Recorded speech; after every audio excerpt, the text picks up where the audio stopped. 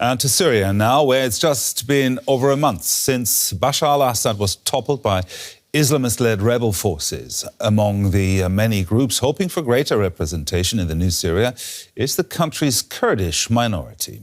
During Syria's civil war, Syrian Democratic Forces, the SDF, fought to create a semi-autonomous area for the Kurdish population. About 10% of Syrians are ethnic Kurds. They're settled mostly in the north along the border with Turkey, which has its own sizable Kurdish minority.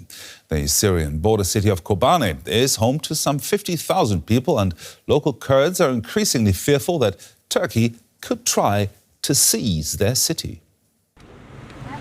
Getting ready to go on patrol. Cihan Bozan and her friends volunteer with the Syrian Democratic Forces, a Kurdish militia, and they're armed.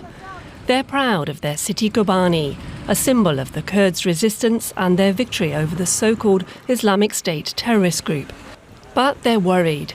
They fear Turkey could use the power vacuum in Syria to annex Kobane. Turkey and its allied militias threaten people in and around Kobane every day. They keep trying to attack us. Kobane lies on the Turkish border and has seen heavy fighting in recent weeks.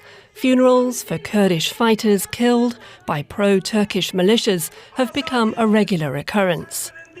While militias loyal to President Recep Tayyip Erdogan have been crossing the border to attack Kurds in Syria, there appears to be an easing of tensions with Turkey's Kurdish minority. Abdullah Öcalan, the founder of the banned Kurdistan Workers' Party, the PKK, has spent the past 25 years in a Turkish prison. Last month, Kurdish representatives were allowed to visit him for the first time.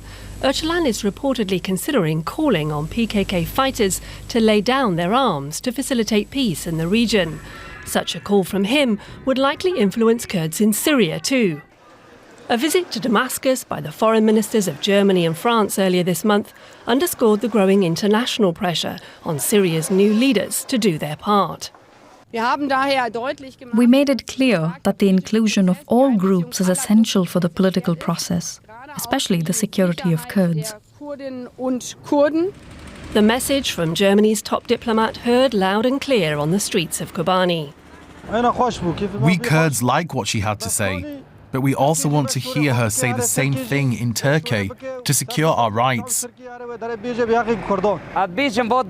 If countries increase the pressure on Turkey, then the attacks will stop.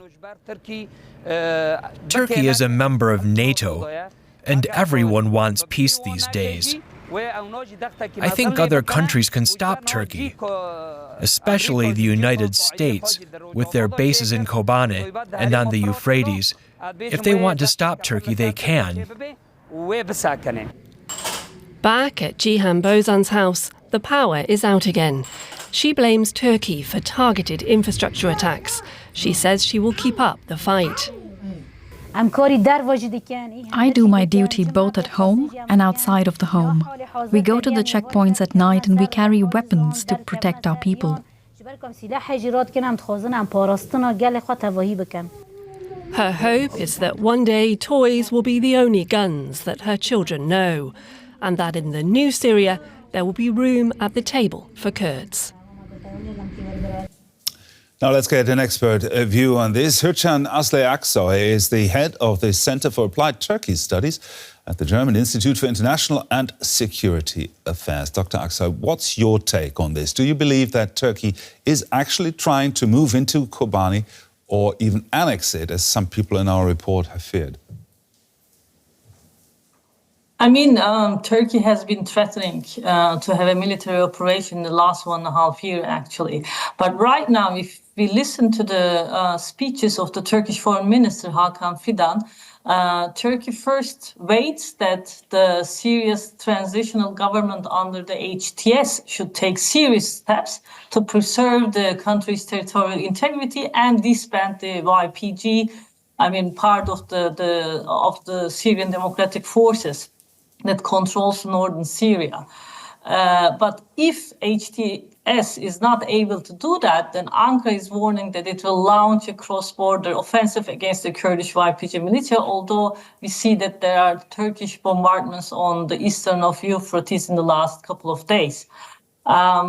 It's quite clear that Turkey states not only the Turkish President Erdogan, but also the foreign minister says that the international, so-called international terrorist fighters who are not Syrian nationals, that means who are from Turkey, Iran, and Iraq, must leave Syria immediately, otherwise Ankara will intervene militarily. So is it possible for Turkey to just annex that area? It really depends on the US, because I think Ankara has right now a wait-and-see approach. After the 20th of January, when Donald Trump starts his administration, they will then react to that. So if they have a go or green light from the Americans, then they can do that. They will enter. But I think they're right now waiting. Do you think that Ankara is mainly concerned about security here, or do you see any other motivation there? It's quite clear Turkey sees a Kurdish autonomous region in northeast Syria as a threat. That has been the red line, and that has been the main dimension in Turkey's Syria policy. Of course, from a military point of view, it's a kind of a nonsense, because as one of the interviewees in your report mentioned, Turkey has the second largest army in NATO. So Kurdish troops are actually not a big threat for Turkey, but politically considered, Ankara does not really accept another Kurdish-dominated region at its border. And because it fears that the dynamics within Syria can also unleash within Turkey with its own Kurdish minority. Now, Turkey has supported the HTS group, who was instrumental in toppling the Assad regime. How do you think HTS would react if Turkey indeed decided to make a move on Kobane? I'm pretty sure Ankara is in touch and they have close talks behind the doors with the HTS. And HTS has been actually quite outspoken in its opposition to Kurdish autonomy in Syria, because they underline the territorial integrity of the whole of the country.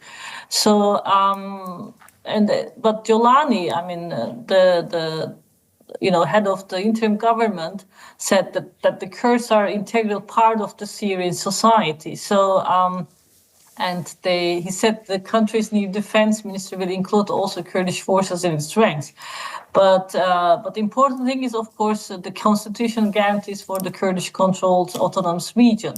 And I think the HTS should kind of navigate the situation between the Kurds and Turks and Americans, because they really do not want to have a conflict, further armed conflict within the country. They have also underlined the same thing for Israel. Hurcan Aksoy there from the German Institute for International and Security Affairs. Thank you very much for sharing your expertise with us. Thank you for having me.